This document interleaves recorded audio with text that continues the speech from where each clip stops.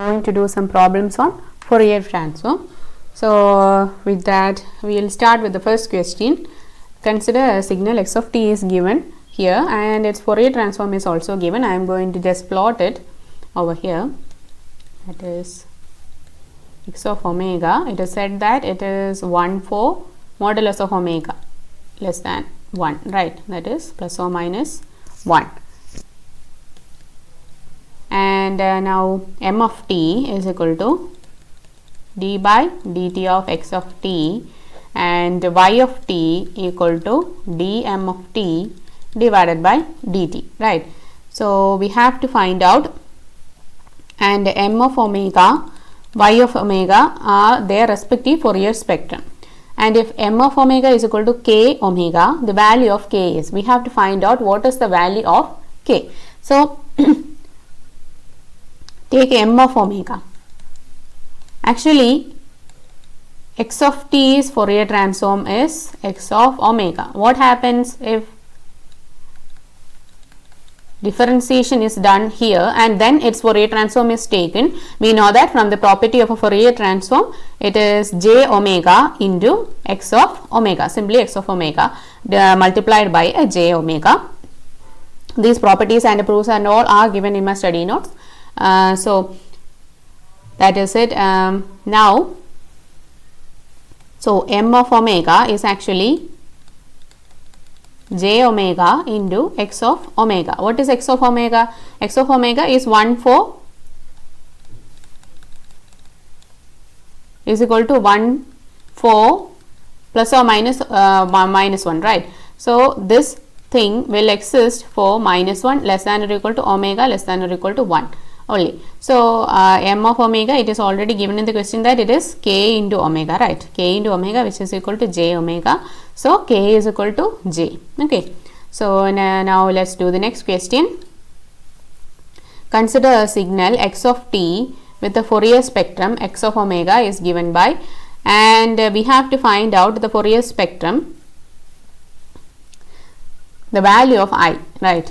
So I is given that minus infinity to infinity y of t the whole square into dt.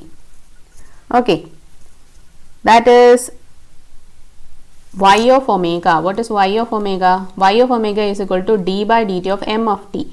That is d square by dt square of x of t is actually y of t is equal to d square by dt square of x of t. So what will be y of omega? Y of omega will be j omega the whole square into x of omega, right? So y of omega equal to j square omega square. J square is minus 1, so it will be minus omega square into x of omega, right? For omega less than or equal to 1. Sorry, modulus of omega less than 1. And now we have to find out minus infinity to infinity y of t the whole square into dt, which is actually equal to 1 by 2 pi integral minus infinity to infinity x of omega the whole square into d omega. Sorry, y of omega. Okay, y of omega the whole square into d omega. That is, the energy of the signal is to be calculated in minus infinity to infinity y of t the whole square. So in the frequency domain, represented in omega form, the equation will become 1 by 2 pi x of omega the whole square. Okay, if it was for x of f, it would have been like this.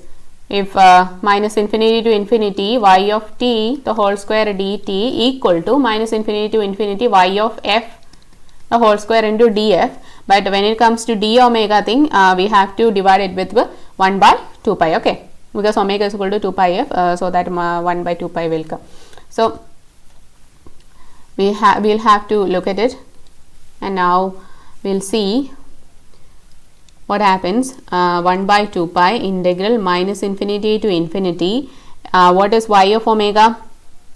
Y of omega is minus omega square, right? The whole square into d omega, which is valid only for minus 1 to 1. So the limit becomes minus 1 to 1.